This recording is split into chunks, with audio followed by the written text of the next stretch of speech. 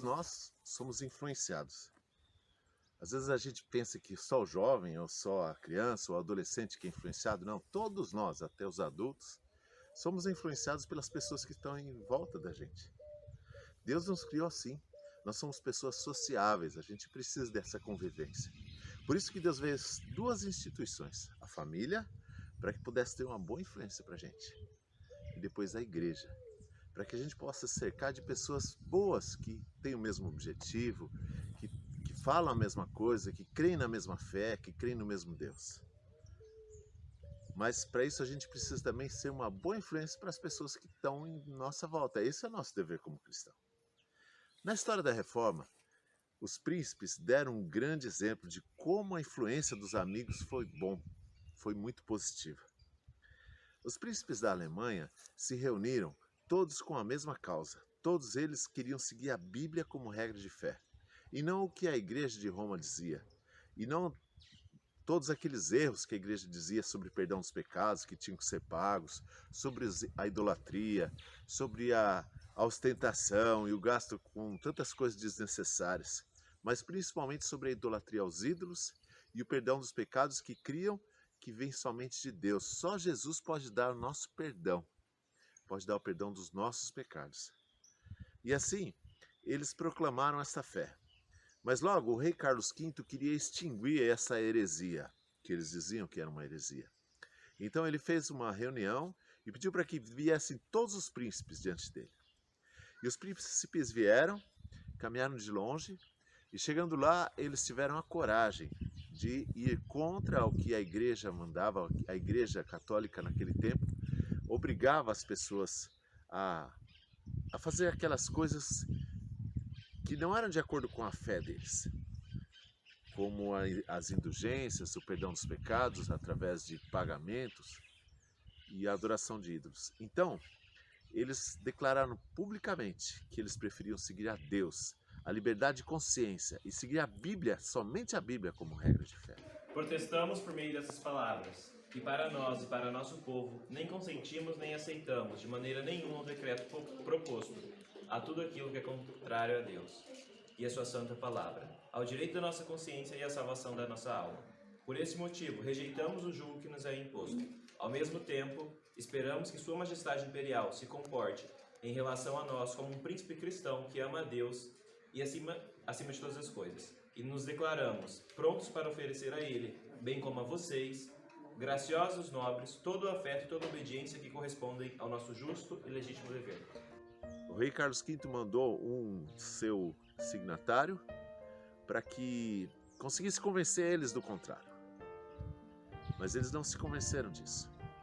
Eles foram firmes nos seus propósitos em dizer que só a Bíblia seria a sua regra de fé. Aquele homem que o Carlos V mandou, ele saiu da reunião e disse que não tinha acordo com eles, que acordo para a heresia seria a fogueira e que eles seriam condenados, mas que ele não iria mais fazer acordo com eles.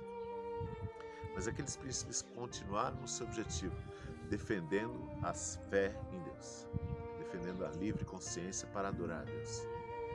E agora eles foram convocados em 1529 para uma nova reunião na cidade, no palácio, na frente de todas as pessoas. Vieram todos ali para ouvir. As igrejas se enchiam para ouvir os reformadores falarem, porque eles falavam de uma esperança tão boa, de um Deus amoroso, de um Deus que nos perdoa. E agora, aquele palácio cheio de pessoas, e os príncipes sabiam que eles poderiam ser queimados vivos se eles não obedecessem às ordens do rei e às ordens de Roma. Mas eles estavam determinados a obedecer a Deus. Que exemplo eles nos dão hoje? Hoje ainda nós somos provados se queremos obedecer a Deus ou aos homens, ao nosso dia de guarda, à nossa fé, à nossa crença em Deus. E o que você tem dito? Às vezes por poucas provas a gente abandona a fé. As pessoas abandonam a fé por poucas coisas. Aqueles príncipes nos deram exemplos de coragem. E lá eles leram aquilo que eles escreveram como um protesto a tudo o que havia a igreja imposta naquele tempo. Esse protesto deu o nome de protestante. Estabeleceram os princípios da reforma que vão até hoje. estabeleceram a liberdade que deu para muitos séculos para as pessoas. E lá, diante do palácio de todos, eles falam a verdade, eles falam sobre a palavra de Deus, que eles estavam ali para obedecer somente a Deus. E Lutero vai ao encontro deles e anima eles, fala que ele está representado por eles. E então, nessa ocasião que Lutero compõe o hino Castelo Forte, e eles cantam esse hino: Castelo Forte é nosso Deus, refúgio e proteção contra o mal. Castelo forte é o nosso Deus, muitos corações, refúgio e fortaleza. Naquela época haviam muitos castelos, e as pessoas acreditavam que o castelo que era a proteção deles. Quando havia uma guerra, todos corriam para o castelo, porque ninguém poderia transpor aquelas muralhas. Então, alguns príncipes diziam que eles deveriam pegar em armas, que eles deveriam se defender com batalhas, mas Lutero disse: não, a nossa arma é Deus. Ele que vai nos proteger. A nossa vida está entregue a eles. E assim eles foram, humildemente, com coragem, defender a sua fé. E defenderam no palácio, diante do rei Carlos, de todas as pessoas que estavam lá. Assim, aquele dia que seria um julgamento se tornou um dia de pregação do Evangelho. Talvez um dia tão importante quanto a pregação do Pentecostes feita pelos discípulos séculos antes. Sabe, você precisa hoje ter amigos assim em sua volta. E você precisa influenciar as pessoas que estão à sua volta. E aquelas pessoas que começaram a Igreja da Reforma, as portas do inferno não prevaleceram contra a Igreja de Deus.